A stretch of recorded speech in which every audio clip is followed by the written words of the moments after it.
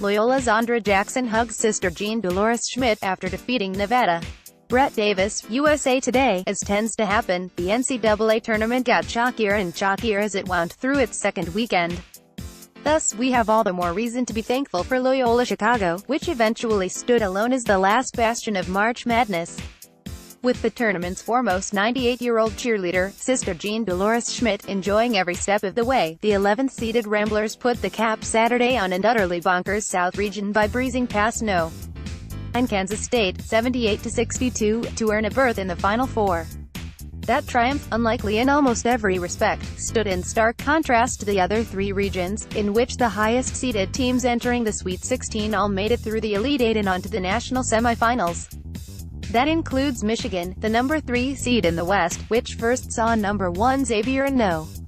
2 North Carolina lose in the second round, then benefited from 4th-seeded Gonzaga's loss Thursday to No.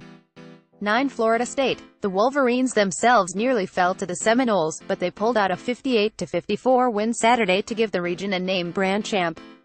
The other side of the bracket was less tumultuous all along, and sure enough, both No. seeds emerged Sunday. In fairness, odds makers favored No.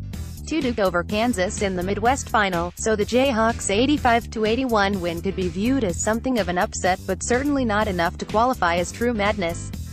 In the previous round, the Blue Devils bounced the region's one major party crasher, number 11 Syracuse, and even that school is among college basketball's more well-pedigreed programs. In the East, the digressions from chalk were even more slight, with No.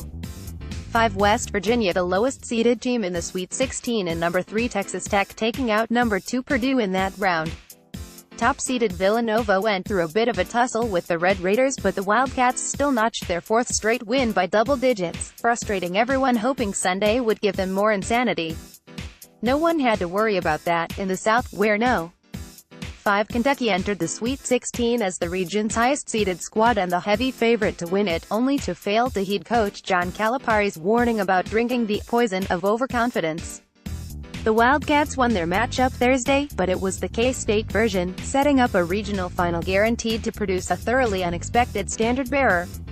Even so, Kansas State was the higher seed and the betting favorite, representing a Power 5 conference, unlike Loyola, which needed to win the Missouri Valley Conference tournament just to be included in the NCAA field. That only made the Ramblers' win all the more satisfying, at least outside of the greater Manhattan area. Many fans of the NCAA tournament have noted that, unlike most postseason events, it is at its most dramatic and unpredictably fun in the early stages. That was never more apparent than this year, when UMBC produced the first victory by a 16 seed over a No. 1 seed, with Virginia playing the role of Dragon Slayer, while Buffalo and Marshall also advanced as lowly 13 seeds. Only Loyola, though, was able to keep it going following 3 nail-biters won by a total of 4 points, with Saturday's relatively stress-free win. In doing so, the Ramblers became just the 4th 11 seed to reach the Final Four since seeding began in 1979, and just the 30th team placed 5th or lower to do so.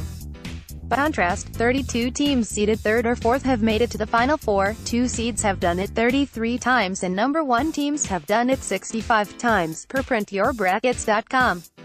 It's worth noting that the tournament did not expand to 64 teams until 1985, but those numbers still speak to how, once the dust begins to settle, the tournament tilts toward its heavyweights. Loyola Chicago apparently failed to get the old memo. So here's to the Ramblers, who will travel to San Antonio's Alamodome as the living embodiments of March Madness. Is it asking too much of them to go ahead and unleash some more chaos? Read more from the Post. Kansas beats Duke and its Elite Eight Demons with an overtime classic. Grayson Allen gave his haters one last chance to hate before his Duke career ended. Known as pretty, Villanova is gritty in knocking out Texas Tech to reach Final Four. CBS's Dana Jacobson asks a question. Florida State's Leonard Hamilton won't answer. Doug Williams on SWA Cravens. Right now, he's a Redskin, but everybody is tradable.